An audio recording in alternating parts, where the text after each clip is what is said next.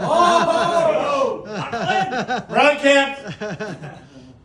So, I don't know if you guys follow news at all. Not everybody does. But maybe you saw this in the last week that this human rights group in Washington asked the International Criminal Court to prosecute Joe Biden, the ex-president, for war crimes. Did you guys see this?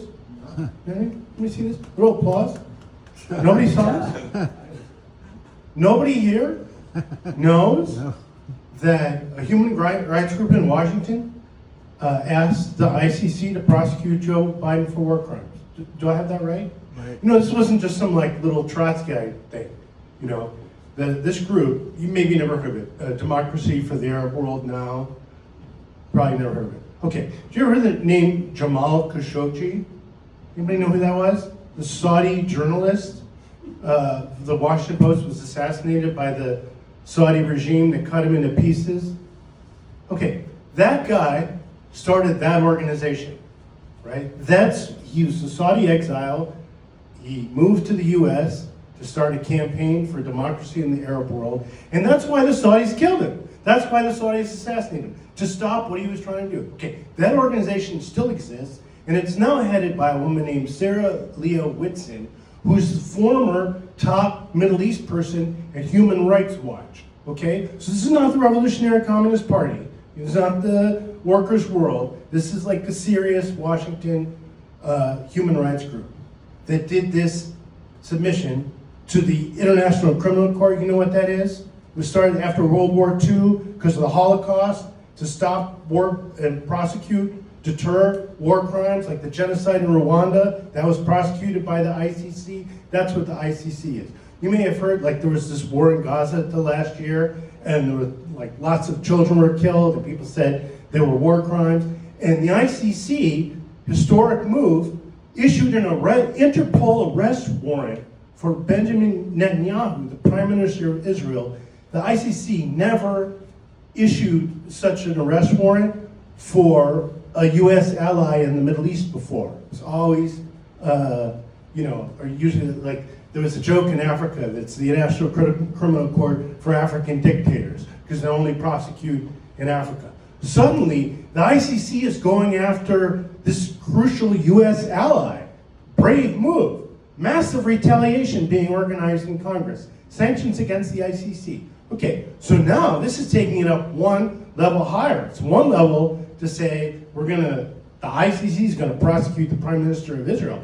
It's another thing to say we're asking the ICC to prosecute the former President of the United States. This has never fucking happened in human fucking history that anybody had the balls to try to prosecute former President of the United States for war crimes. But you guys didn't hear about this. I have a theory for why I'm the only person in this room that knows this fact. It's an interesting fact, right? This isn't like, right? You're interested. Okay, so how come you don't know this? Because the U.S. media didn't fucking report it! There's a blackout! The U.S. media doesn't give a shit. Why? Because it's the U.S.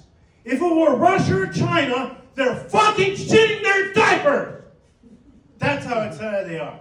If it's the U.S. or a prized U.S. ally, like Israel or Saudi Arabia, they're fucking hiding under the covers! Woo! It didn't happen! That's the fucking U.S. media. You had to hear it from me instead of being able to hear it on fucking Nazi public radio or in the New York Lives or the Boston Globe. That's what I'm telling you now. Now you know. Don't say you didn't know. I just told you. Go home. Tell somebody else. Tell 3 other people that there's a move afoot to prosecute Genocide Joe for war crimes in Gaza. Because nobody you know is going to fucking find out from the fucking U.S. media. Do you fucking copy me? Sir. Are you guys glad you know this now? Yes. You're happy? Does anybody feel oppressed or abused or persecuted because I shared this information with you? Don't you wish you could have found this out from the fucking US media? Move on, send me a petition this week. Save NPR. It's like save the whales. Save NPR. I didn't sign. You know why? Why should I fucking try to save Nazi public radio if they won't report this? And this is a repeat offense. When the Saudi genocide in Yemen was happening, I was working on this for a living, a just foreign policy. I'm listening to the BBC World Service. They're reporting what's happening in Yemen. NPR wouldn't report a fucking thing. MSNBC wouldn't report a fucking thing. It wasn't until we made Congress vote that the US media started reporting that there's a Saudi war in Yemen and the US is involved. Damn right! Thank you for your time. Woo!